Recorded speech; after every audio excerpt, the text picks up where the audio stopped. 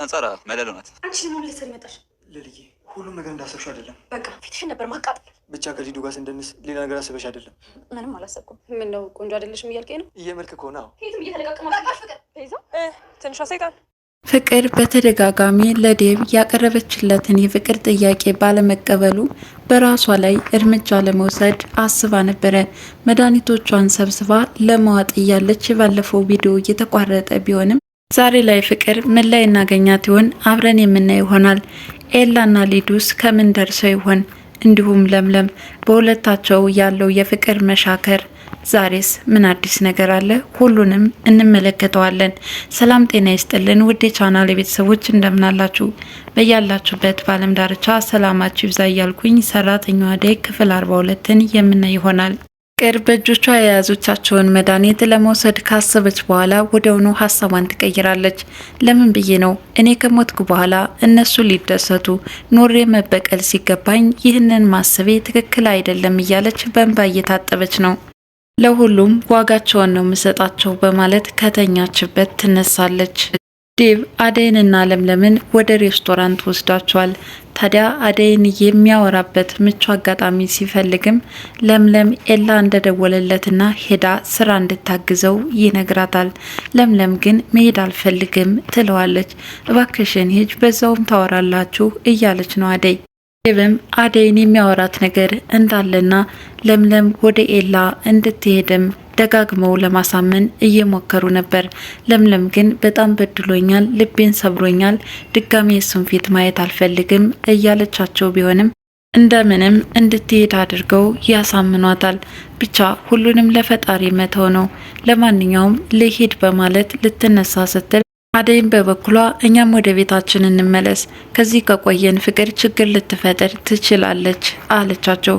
አንቺንማ እዚህ ሊያወራሽ የሚፈልገው ነገር አለ። ዴቭን በበኩሉ የማወራሽ አለኝ ብዬሽ ነበረ ይላታል። አደይ ግን ደስተኛ አልነበረችም። ኤላ በተኛበት ሊዲያ ሳታንኳኳ እንደተለመደው ትገባበታለች። አንቺ ልጅ ስርዓት የሚባል አልፈጠረብሽም እንዴ? እንዴት ዘለሽ ትገቢያለሽ? እያላት ነው። ለማንኛውም ለሊ ደህና ናት ወይ? እባክሽ ተንከባከቢልኝ እያላት ነው። እሷ ግን ምን ትሆናለች? ከአደይ ጋራ ነገር ሲበሉ ነው የሚውሉትም ትላለች። ኤላ እኔን ትወጂኛለሽ ወይ እያላት ነው። ሊዲያ በጣም ግራ ተጋባች። ማለት ምን ለማለት ፈልገህ ነው እያለች እየጠየቀች ነበረ። እንግዲህ እሷ እየተረጎመችው በፍቅር ስለመሰላት ነው። እሱ ግን እንደ ወንድምሽ የምታይኝ ከሆነ ለምለምን ተንከባከቢልኝ እያላት ነው። ሊዲያም የማላደርገውን ነገር አትጠይቀኝ፣ አሁን ስለ እሷ የምናወራበት ጊዜ ላይ አይደለውም፣ ካጠገብህ ያለሁት እኔ ስለሆንኩኝ እኔ እናንተ ብቻ እናውራ አለችው። ኤላም ስለ እኔና ስለ አንቺ ምን የምናወራው ነገር አለ? አንቺ እኮ ምንም አይነት ቁም ነገር የለሽም ከመዝፈንና ከመጨፈር ውጭ እያላት ነው። እሷም ለምለምን ትወዳታለህ እንዴ በማለት ጥያቄዋን ታስከትላለች። በጣም እንደሚወዳትና ከሷ ውጭ ሌላ ሴት እንደማያውቅም ይገልጽላታል። የዚህን ጊዜ በቃ ስለ እሷ መስማት ሰለቸኝ አለችው። ኤላም ቤት ነው ያለው ቤት የለም እንዴ እያለ እየጠየቃት ነው። ሶስቱም ወደ ውጭ እንደወጡ ለኤላ ትነግረዋለች። ኤላም ለምን ላደይ አልነገርሻትም? እዚህ ለምን አትመጣም እያላት ነው። ባክ ብትመጣም አትሰራለህም፣ ፍቅር ውሃ ደፍታባት እጇ ምንም አይሰራም አለችው። የዚህን ጊዜ በጣም ተናደደ። ፍቅር ግን አብዳለች እንዴ? ለምንድን ነው ውሃ የምትደፋባት እያለ ነበር። ዴቭን በበኩሉ ለምለም ከተለየቻቸው በኋላ አሁንም ለአደይ የተለመደ ጥያቄውን እያቀረበላት ነው። ትወጂኛለሽ አትወጂኝም በማለት ቁርጡን እንድትነግረው እየጠየቃት ቢሆንም አደይ ግን አሁንም ማድበስበሱን ተያይዘዋለች።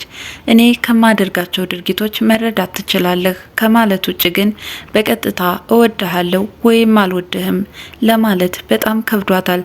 እኔ እኮ ካሁን ፍቅሬን ትቀበይኛለሽ እያልኩኝ በተስፋ እየጠበቅኩሽ ነው። አንቺ ግን ለምንድን ነው ቀጥታውን ነገር የማትነግሪኝ? በሁሉም ነገር ከጎንሽ ልሆን ዝግጁ ነኝ። አንቺ ግን ለምንድን ነው ለመወሰን የተቸገርሽው እያላት ቢሆንም አሁን ብዙ ችግሮች አሉብኝ፣ ያንተን ፍቅር ለማስተናገድ የምችልበት ሁኔታ ላይ አይደለሁም። ስለዚህ በዚህ መካከል አንተ እንድትጎዳ አልፈልግም እያለችው ነው። ዴቭም ታዲያ በዚህ ሁኔታ እያለሽ የባርኮትን ፍቅር እንዴት ተቀበልሽው እያለ ቢጠይቃትም የፍቅርን አፍ ለማስያስል ነው ባርኮትን እሺ ያልኩት በማለት መለሰችለት። ዴብም እንደ ባርኮት ሌላ ሴት ባይ እኔ ተከትዬ አልሄድም፣ እስከ መጨረሻ ድረስ እጠብቅሻለሁ፣ እወድሻለሁ እያላት ቢሆንም እሷ ግን በፍቅር ለማሳበብ ሞክራለች። ፍቅር በጣም ትወድሃለች፣ ሰሞኑን እንኳን ምግብ አልበላችም እያለችው ነው። ዴብ የፍቅርን ነገር ለእኔ ተይው፣ እሱ አያሳስብሽም እያላት ነበር። ኤላ በተኛበት እጁን እየጎተተች እንዲነሳ ታደርገዋለች። አጅሪት ቀበጧ ሊዲያ አብሯትም እንዲጨፍር ፈለገች። ታዲያ ተያይዘው ሊጨፍሩ ሲሉ ወዲያውኑ ለምለም ትከሰታለች። ባየችውም ነገር ተደናገጠች። ኤላም በበኩሉ ድንጋጤ ውስጥ ነው። ለሊ አንቺ እንዳሰብሽው አይደለም በማለት ለማለባበስ እየሞከረ ቢሆንም ለምለምም ምንም ማለት አይጠበቅብህም፣ እንደውም አደይ እጇን ስለታመመች እንጂ መምጣት አልፈልግም ነበረ አለችው። ለምን የነ ፍቅር ሰራተኛ አይደለሽ እንዴ? እዚህ ለምን መጣሽ? አለች ሊዲያም። ለምን እንደዚህ ታያለሽ? በማለት ኤላም እየጮህባት ነበረ። ለምለምም አዎ ትክክል ናት፣ ሰራተኛ ነኝ በማለት ተናዳ ወዲያውኑ ትመለሳለች። ለበቀል የተዘጋጀችው ፍቅርም ከቤት ወጥታ ወደ ውጭ በምትወጣበት ሰዓት ከደመቀ ጋር ይገጣጠማሉ። ደመቀም ተከትሏት ወደ ቤት ይሄዳል። ምንድነው የማግዝሽ ስራ ካለ ብዬ ነው የመጣሁት። የኔ ችግር አደይ ብቻ ናት። ስለዚህ ምንም ልታደርግልኝ አትችልም። ካንተ ጋር ያለው ስምምነት ይቅርብኝ እያለችው ነው። እሱም ምን አድርጋሽ ነው የኔ አላደይ አላት። ምን ያላደረገችኝ ነገር አለ? የኔ የሆነውን ሁሉ ወስዳብኛለች እያለችው ነው። ሬስቶራንት የቆዩት አደይና ዴብም ወደ ቤታቸው በሚመለሱበት ሰዓት ንጉስ ከርቀት ይመለከታቸዋል። የዚህን ጊዜ ከውስጥ ያለውን ደመቀን እየሮጠ ቤቱን ለቆ እንዲወጣ ያደርገዋል። ይህን ኩሽና የተረከበችው ለምለምም ከስራዋ ጋር ናት። ወዲያውኑ ኤላ ይመጣና አንቺ እንዳስብሽው አይደለም፣ ምናልባትም ሁለታችን አብረን ስንጨፍር ሌላ ነገር አድርገሽ ነው አይደለ ይላታል። አይ አርፌ ስራዬን ብሰራ እንጂ ይህን ያህል ግን በዚህ ልክ አንተ ትቀየራለህ ብዬ አስቤ ያላውቅም ነበር፣ ለካ ስህተት ነበር ያሰብኩት እያለችው ነው። ኤላም ይቅርታ እየጠየቃት ቢሆንም የጀመራችሁትን ጨርሱ፣ እኔም ስራዬን ልጨርስበት አለችው። ታዲያ ወዲያውኑም ሊዱ ትመጣና አልጨረሽም እንዴ እስካሁን ኩሽና ድረስ የምታወካኪው እያለች እየለከፈቻት ነው። እባክሽን ሊዲያ ዝም በይ በማለት ለማስቆም ቢሞክርም ጥረቱ ሳይሳካለት ተናዶ ኩሽናውን ለቆ ወጥቷል። ሁለታቸውም መጨቃጨቅ ጀመሩ። አንቺ መቼ ነው ራስሽን የምትችይው? ከዛ ቤት ዴብ ወሰደሽ፣ እዚህ ደግሞ ኤላም ብለሽ መጣሽ። ለምለምም ኤላና ዴብን ብላ ሳይሆን በጉልበቷ ሰርታ እንደምትኖር እየነገረቻት ነበር። ታዲያ በዚህ ሁኔታ አስጨቃጨቁ ከቆዩ በኋላ እባክሽ ኩሽናውን ለቀሽ ውጭልኝ፣ ስራዬን ልስራበት አለቻት። ለምለምም ሊዱም ኩሽናውን ለቀ ወጣች። ዴብና አደይ ወደ ቤት በሚመጡበት ሰዓት ከነደመቀ ጋር ተገጣጥመው ስለነበረ እነዚህ ልጆች ጋር ምን ትሰሪያለሽ? ምን ተንኮል አስበሽ ነው እያለ ነው ዴብ። አይ እኔ ሳይሆን ችግራቸው አደይም ብለው ነው የመጡት። አደይ እዚህ ቤት እንዳይመጡ አስቆሚያቸው አለች። ከኔ ጋራ ምንም አይነት ጉዳይ የላቸውም። ይልቁንስ ላንቺ ላናግርልሽ የምትፈልጊው ነገር ካለ ልነግራቸው ዝግጁ ነኝ አለች አደይ። ይህን ጊዜ ዴብ ከነሱ ጋራ መገናኘት የለብሽም፣ በጣም መጥፎ ልጆች ናቸው አለ። አጅሪትም ከሷ ጋር ማቆ ቤተሰብ ናቸው፣ በሸር ነው የሚሰሩት እያለች የተለመደ የክፋት ተንኮሏን መናገር ጀመረች። ዴቭም ይህ ሁሉ የእሷ ተንኮል እንደሆነ ይነግራታል። የዚህን ጊዜ ዴቭ አንተ እኮ አራዳ መስለኝ ነበር፣ ለካ ፋራ ነህ በማለት ለከፋዋን ትጀምራለች። አደይም ከሷ ጋር መጨቃጨቁ ይብቃህ በማለት ዴቭን ይዛው ወዲያውኑ ትወጣለች። ሊዱም እንደተለመደው ከኤላ እየተለጣጠፈችና ቤቱን አለቅም በማለት አስቸግረዋለች። ለምለምም ምግቡን ሰርታ እንደጨረሰችና ሌላ ስራ ከሌለ ወደ ቤት መመለስ እንደምትፈልግ ለኤላ ለመናገር ስትሄድ ሊዲያ ከዛ ሶፋ ላይ ተኝታ ትመለከታታለች። በጣም ነው የተናደደችው። ታዲያ ሌላ ስራ የሚሰራ ከሌለ ሊሄድ ወደ ቤቴ አለችው። ምን ነው ያን ሁሉ ስራ ከሰራሽ በኋላ እንዴት ምግብ ሳትበይ ትመለሻለሽ? አላት። ለምለምም ወዲያውኑ ተናዳ ቤቱን ለቃ ትወጣለች። አደይ ከመኝታ ክፍሏ እረፍት እየወሰደች ባለችበት ሰዓት ፍቅር ትመጣና ምን ትሰሪያለሽ እዚህ? ተነሽና ወደ ስራ ግቢ እያለቻት ነው። እድሜ ላንቺ እንጂ እጅ አይሰራም አለቻት። ዴብ ነው አይደለ የልብ ልብ እንዲሰማሽ ያደረግሽ? አሁንማ በዛሹ በማለት በጥፊ ልትሰነዝር ስትል እጇን ይዛ ተችባት ነበር አደይ።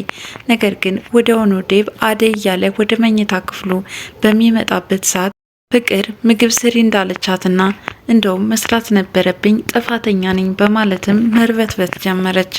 ዴቭም ለ3 ቀን ያህል ማረፍ እንዳለባት ይነግራታል።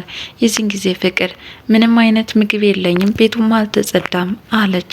ለካ አላጸዳውም፣ ምግብም አልሰራውም። ይቅርታ ፍቅር፣ እየቀለድሽ ስለመሰለኝ ነው፣ አሁኑኑ እሰራልሻለሁ እያለች እየተርበተበተች ወዲያውኑ ትነሳለች። ፍቅር ስድቧን ትቀጥላለች። አንቺ አስመሳይ፣ አሁን ዴቭ ሲመጣ ነው እንዴ? በፊት እኮ ይዛትሽብኝ ነበር አለቻት። ዴቭም ፍቅርን ክፍሉን ለቃ እንድትወጣ ካደረጋት በኋላ አደይን እንደዛ ከበደለችሽ በኋላ ለምንድን ነው የምታስቢላት እያላት ነበረ። አደይም የእናቷ ያደራ ቃል እንደ ከበዳትና እየገፏት በሄዱ ቁጥር ፍቅር ክፋቷ በጥፍ እንደሚባዛ ይህም ጉዳይ እያሳሰባት እንደሆነ ትነግረዋለች። የምርሽን ነው ግን ስለ ፍቅር እኮ ነው የምናወራው። ለማንኛውም አሁን የሆነ ቦታ ደርሼ የምመጣበት አለኝ በማለትም ተሰናብቷት ይወጣል። ሊዲያ ሶፋ ላይ ሆና የተለመደ ጭፈራዋ ላይ ናት። ተክለ ሰውነቱ ቁመቱ ደስ ይላል ትላለች። በዚህ ሰዓት ኤላ ይመጣና ታቋርጠዋለች። ለምን አቋረጥሽው? ዛሬም ደግሞ ልደር እንዳትኝ ለምን አትሄጂም አላት። በእርግጥ ማደር እፈልግ ነበር፣ ነገር ግን ዴቪ ይቆጣኛል አለችው። ነጻነትሽ እኮ ደስ ይላል፣ ይህን ደግሞ በስነ ስርዓት ብትይዡ በጣም ቆንጆ ነበር አላት። ምን ነው ቆንጆ አይደለሽም እያልከኝ ነው? ውበት ማለት እኮ ውስጣዊ ቁንጅና ነው። ይህንን በስርዓት ካልተያዘ አስቸጋሪ ነው። አንቺ ለሰዎች ንቀት አለብሽ ይላታል። ሊዱም ይህን ሁሉ የምትናገረኝ ለምለም ስለተናገርኩብህ ነው ወይ አለችው። አዎ በለምለም አትምጭብኝ፣ በጣም ነው የምወዳት፣ ደግሞ ስራ ስለሰራች ትበልጥሻለች እንጂ ካንቺ አታስም ይላታል። የዚህን ጊዜ እንዴት ከሷ ጋር ታወዳድረኛለህ? ጭራሽ ትበልጥሻለች ትለኛለህ እንዴ? በማለት ተናዳ ትመልስለታለች። የዚህን ጊዜ ኤላ ካንቺ ጋር መግባባት አይቻልም፣ ቤቴን ልቀቂና ውጭ ይላታል። አዎ ብሄድ ይሻለኛል፣ ካንተ ጋር የሚያግባባን አንዳችም ነገር የለም እያለች እየተናደደች ቤቱን ለቃ ትወጣለች። ፍቅር ከኩሽና ሆና ዴቭ ይመጣል። ምን እየሰራሽ ነው እያላት ነው። ለምለም እስከምትመጣ ድረስ እንደ ራባትና ለማስታገሻ የሚሆን ምግብ እየሰራች እንደሆነ ትነግረዋለች። ዴቭም ወዲያውኑ ኩሽናውን ለቆ ሊወጣ ሲል እባክህን ከኔ ጋር ቆይ፣ አደይና ፈቀርኳት ትልል ለሷ የሚሰማት ስሜት እስኪ እኔም ምን ያህል ላንተ ያለኝን ስሜት ለመረዳት ያስቸግረን ብዬ አስባለሁ። ዴቭም እንደ አደይ እኮ ንጹህ ልብ ቢኖርሽ ኑሮ አደይ ምን ያህል እንደምታስብልሽ ታውቂ ነበረ። አንቺ ግን እባክሽ ሁሉንም ነገር ተይና መልካም ሰው ብትሆኝ በዙሪያሽ ብዙ ሰዎች የሚወዱሽ ሰዎች እንዳሉ ትረጅ ነበር ይላታል። አሁን ላይ ማንም እንደማይወዳትና ብቸኛ እንደሆነችም ትገልጽለታለች። ዴቭም አሁን ካለችበት ሰይጣናዊ ባህሪዋ እንድትላቀቅና መልካም ስነ ልቦና እንድትላበስ እየመከራትና እያባበላት ሳለ ወዲያውኑ ለምለም ትመጣለች። በጣም ነው የተናደደችው። ምክንያቱም ዴቭ ለመጀመሪያ ጊዜ አቅፎ ሲያባብላት ነው። ለምለምም በመደናገጥ ዴቭን ትጠራዋለች። አደይንም ፈልጋ ወደ ኩሽና እንደመጣች ስትነግረው መኝታ ክፍሏን እንደሆነች ይነግራታል። ለምለምም በሊዲያና በኤላ መካከል የተፈጠረውን ነገር ለአደይ እየነገረቻት ነበረ። እኔ እኮ ብቆይ ኑሮ ሌላ ነገር ይፈጠር ነበር፣ ስሄድ ተቃቅፈው እየደነሱ አገኘኋቸው አለቻት። አደይም የሊዲያ ባህሪ እንደዚህ እንደሆነና ሌላ ነገር ይፈጠራል ብለሽ አታስቢ በማለት ለምለምን ትመክራታለች። ለምለምም አንቺን የመሰለች እህት ስላገኘው እጅግ በጣም ደስ ብሎኛል፣ በአንቺ ምክንያት ብዙ እድሎችን አግኝቻለሁ በማለትም ይሳሳማሉ። ሊዲያ ከኤላ ተነስታ ስትመጣ ዴቭ በጣም ይቆጣታል። ለምን ትሄጃለሽ? ሁለተኛ እግርሽን እንዳታነሺ። ለምለም የተለየችው እኮ ውጭ ሀገር ሊሄድ ስለሆነ ነው፣ ሁለተኛ ወዮልሽ እያላት ነው። ሊዲያም ተናዳ ወደ ውስጥ ገብታለች። አደይና ለምለም ከመኝታ ክፍል ናቸው። አጅሬት ፍቅር ትሄድና ቤቴ የማንም ኮተት መሰብሰቢያ አይደለም፣ አንቺ ደግሞ ተነሽና ቡና አፍሊ እያለች ለምለምን እያዘዘቻት ነው። ለምለምም ቡናውን ልታፈላ ወደ ታች ትወርዳለች። የዚህን ጊዜ አደይንም በነገር ትጠምዳታለች። ተነሽ ወደ ስራ ምን ያጋድምሻል እያለቻትም ከተቀመጠችበት ተነስታ እታች ሳሎን ወርዳ ሶፋ ላይ ተቀምጣለች። እንዲህ ሶፋ ላይ ትቀመጫለች እያለች ጭቅጭቋን ቀጥላለች። ቤተሰቡ ተሰብስቧል። ቡናም እየተፈላ ነው። በዚህ ሁኔታ እያለ በር ተንኳኩቷል። ሊዲያ ከስልኳ ጋር ናት። ማን ነው በር ያንኳኳ ሰው አለ እያለ ነው ዴቭ። ኤላዬ ይሆናል እያለች ነው። ፍቅር በር ለመክፈት ስትሄድ ያልጠበቀችው ነገር አጋጥሟታል። ቤዛ በማለት በድንጋጤ እየጠራቻት ሳለ ትንሿ ሰይጣን በማለትም መልሳላታለች። እንግዲህ ሰራተኛዋ አደይ ክፍል 42 ይህን ይመስላል። በቀጣይ እስከምንገናኝ ድረስ መልካም ጊዜ ሆነላችሁ እያልኩ ለዛሬ ተሰናበትኳቸው። አመሰግናለሁ።